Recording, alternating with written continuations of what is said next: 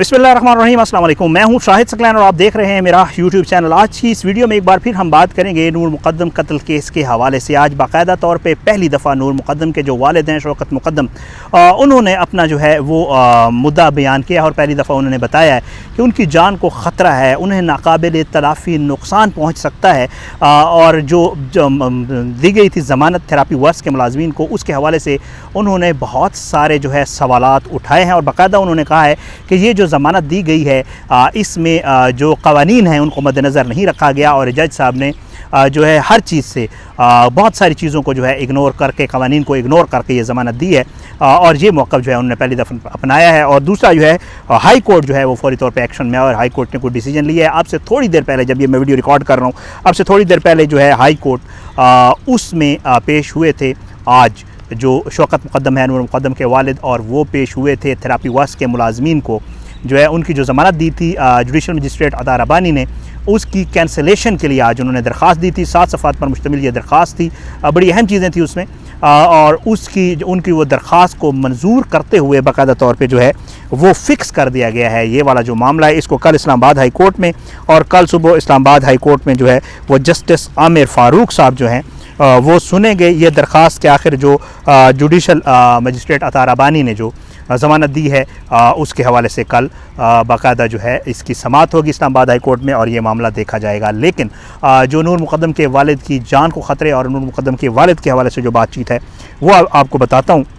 आपको पता है कि थेरापी वर्क्स के मुलाज़मीन की जो है वो हो गई है ज़मानत, और उसके जो मुल्ज़मान हैं, क्योंकि वो गवाहान में तो शामिल नहीं हो रहे इसलिए पुलिस ने उनको मुल्ज़मान की फ़हरिस्त में रखा हुआ और उनको ज़मानत मिल गई है। तो उनके जो लोग हैं वो अब जो है डबल गेम कर रहे हैं। एक तरफ तो वो ये कर रहे हैं, हमारे दोस्त हैं फ़याज़ महमूद, उन्होंने इंटरव्यू किया और मैंने अपनी कम्युनिटी पे भी लगाया है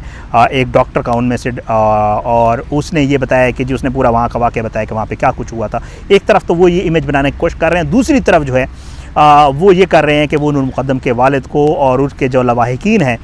उनको वो कहते हैं कि हमें धमकियाँ मिल रही हैं। आज जो है दरख्वास्त जो जमा करवाई गई नूर मुक़द्दम के वालिद की तरफ से, शाखावर एडवोकेट इस्लामाबाद हाई कोर्ट में दरख्वास्त लेकर पेश हुए थे, उस दरख्वास्त में जो है बड़ी बातें की गई हैं और ज़बरदस्त किस्म के जो है इंकशाफात किए गए हैं इसको लेकर। उसमें क्या कहा गया मैं आपको बताता हूँ। इसमें यह मौक़िफ़ अपनाया गया है कि जी 23 अगस्त को जो ज़मानत मिली थी और 5-5 लाख के मुचलके जमा करवाने का कहा गया था, वो ज़मानत मेहरबानी फरमा कर जो इस्लामाबाद हाई कोर्ट है वो कैंसिल करे। वजूहात क्या हैं? वजूहात ये हैं कि इस दरख्वास्त में ये मौक़िफ़ अपनाया गया है कि कानून और सुप्रीम कोर्ट के साबिक़ा फ़ैसलों को जो है वो नज़रअंदाज किया गया है जज साहब की तरफ से, और उन साबिक़ा फ़ैसलों की तरफ बिल्कुल ध्यान नहीं दिया गया जिसमें ऐसे लोग जो बाकायदा तौर पर जो एक्यूज़ड होता है उसके साथ जो फैसिलिटेटर का, सहूलतकार का किरदार अदा करते हैं या उसको हेल्प आउट करते हैं किसी भी तरह बचने में, उसके हवाले से जो सुप्रीम कोर्ट के फ़ैसले थे उनको बिल्कुल नज़रअंदाज किया गया है। दूसरी जो इसमें प्ली ली गई है वो ये कहा गया है कि जी 6 जो लोग थे इनको इसमें उन्होंने कहा कि जी CCTV और CDR में जो है बाकायदा तौर पे इन लोगों का किरदार वाज़ेह होता है और इनको नामज़द किया गया, और पुलिस तफ्तीश और फॉरेंसिक रिपोर्ट में भी ये बाकायदा तौर पे वाज़ेह होता है कि इन लोगों का इस कत्ल में कहीं ना कहीं कोई किरदार ज़रूर है। जो एक और पॉइंट उठाया गया उसमें कहा गया कि इनके खिलाफ शवाहिद मौजूद हैं, इनके खिलाफ सहूलतकार बनने के शवाहिद मौजूद हैं, और ज़ाहिर जाफ़र और उसके वालिदैन को जो है इन्होंने बचाने की, शवाहिद को छुपाने की और क्राइम सीन को जो है साफ़ करने की भी कोशिश की है। इस दरख्वास्त में कहा गया है कि 23 अगस्त को जो है जो ज़मानत हुई थी उसको कैंसिल किया जाए, और इसमें यह कहा गया है कि बहुत सारे ऐसे फ़ैसले हैं सुप्रीम कोर्ट के जिसको नज़रअंदाज किया गया है। अहम बात जो है इसमें वो ये है कि ज़मानत जिन्होंने दी है जस्टिस जुडिशल मजिस्ट्रेट अता रब्बानी, उनके ऊपर भी इन्होंने क्वेश्चन उठाए हैं। उन्होंने कहा है कि जी एडिशनल सेशन जज जो है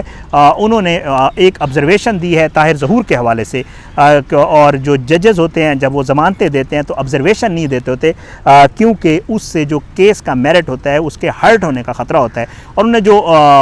इसमें ऑब्जर्वेशन दी थी वो ऑब्जर्वेशन देना उनका बनता नहीं था। बहरहाल उसके अलावा उन्होंने कहा कि ज़ाकिर जाफ़र अदालत और ज़ाकिर जाफ़र और असमत के बराबर इन थेरापी वर्क्स वालों का जो है वो किरदार बनता है, जो कि चीज़ें जो पुलिस को मिली और ड्यूरिंग इन्वेस्टिगेशन जो चीज़ें सामने आई हैं उसमें ये चीज़ वाज़ेह है कि इन लोगों का बिल्कुल, जो कोर्ट में भी उन्होंने जितनी भी दलाइल दिए थे वकील ने, शाखावर साहब ने, उन्होंने ये कहा था کہ ان کا اسی طرح ہی کردار بنتا ہے جیسے عصمت اور ذاکر جعفر کا تھا۔ پھر ایک اور پوائنٹ اٹھایا گیا ہے جو کورٹ میں بھی اٹھایا گیا تھا، اور اس کے اوپر جو ہے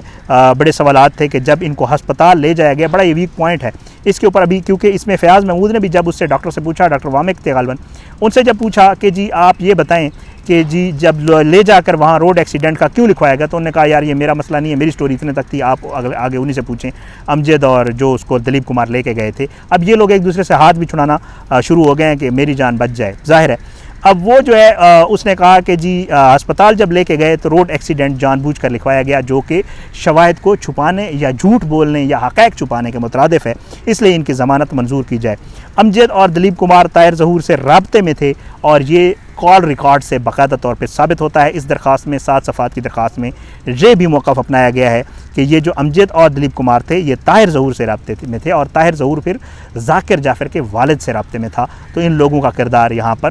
واضح نظر آ رہا ہے۔ اس کے علاوہ جو ہے ایل ویل اور اس کے علاوہ کرمنل اس کی جو سوچ تھی اس کے حوالے سے ذکر کیا گیا ہے، اور ضمانت کی درخواست میں جو ہے انہوں نے کہا کہ جی محمد سہیل، اچھا ایک اور پوائنٹ جو اٹھایا